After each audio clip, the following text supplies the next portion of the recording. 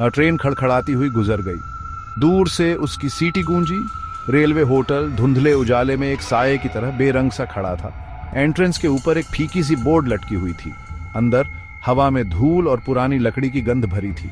ये कोई आलीशान होटल नहीं था, बस थके हुए मुसाफिरों के लिए एक ठिकाना। एक ऐसी जगह जहां हर कमरे में राज की बातें होती थी, और आज रात वो कानाफूसी चीखों में बदलने वाली थी।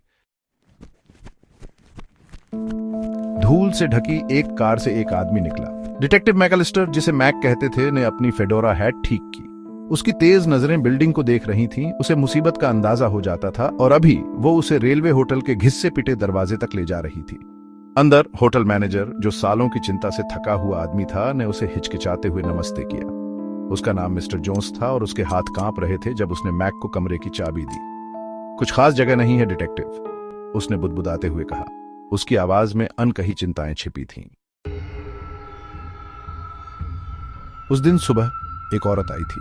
उसका चेहरा रेशमी दुपट्टे से ढका था, जिसकी कारीगरी उसकी जिंदगी के बारे में कुछ कहानी कह रही थी। वो एक परछाई की तरह चली।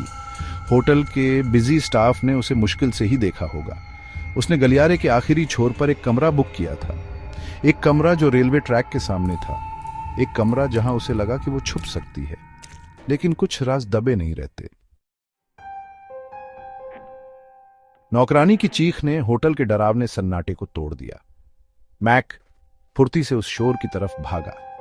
महिला के कमरे का दरवाजा खुला था और अंदर का नजारा बहुत ही भयानक था। महिला जमीन पर पड़ी थी, उसकी बेजान आंखें छत को घूर रही थीं। उसके दुपट्टे के चटकीले रंग उसके आसपास फैले लाल धब्बे से बिल्कुल अलग थे। हवा में खून की गंध फैल गई थी। कत्ल की खबर होटल में आग की तरह फैल गई। ट्रेनों की आवाज की जगह कानाफूसी ने ले ली। मेहमानों और स्टाफ के चेहरों पर डर साफ दिख रहा था। मैक भीड़ में घूम रहा था। उसने सबसे पूछताछ की, उसकी नजरें किसी से नहीं हट रही थीं। होटल का स्टाफ, थके हुए लोगों का एक झुंड, हैरान ज्यादा लग रहा था, शक की कम। कोई भी उस महिला या उसके कातिल के बारे में कुछ नहीं बता पा रहा था। रेलवे ट्रैक का सन्नाटा बस दूर से आने वाली ट्रेन की आवाज से टूट रहा था, जो जिंदगी के बदलते और मौत के हमेशा रहने की याद दिला रहा था। सेक्शन 6, खून के धब्बे और पैरों के निशान। गैप 2S कमरा अफरा तफरी और त्रासदी से भरा था। हर चीज, हर खून का धब्बा, हर उलटी हुई चीज उस खौफनाक वक्त की गवाही दे रही थी। मैक अपनी तेज नजरों से ध्यान से हर चीज देख रहा था। खून के छींटे बता रहे थे कि यहां संघर्ष हुआ था, जिंदगी बचाने की एक कोशिश। मुश्किल से दिख रहे पैरों के निशान कातिल के रास्ते का इशारा कर रहे थे।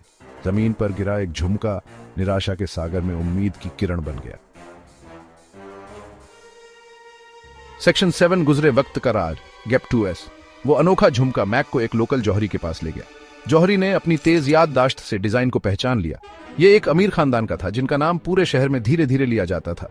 एक ऐसा परिवार जो अपने राज और अपनी बेरहमी के लिए जाना जाता था। उसे पता चला कि वो महिला कोई अनजान नहीं थी। वो उस परिवार के मुखिया की बिछड़ी हुई बेटी थी। एक ऐसा आदमी जो अपने परिवार पर पूरी तरह हुकूमत करता था। एक ऐसा आदमी जो अपने राज की खातिर कुछ भी कर सकता था।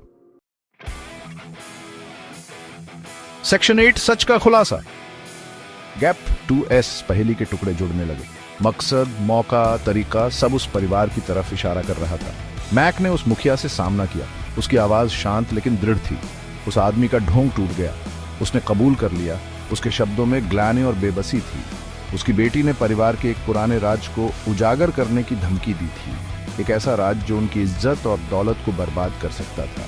उसने कहा कि उसने घबराहट में, डर और गलत वफादारी के चक्कर में ऐसा किया।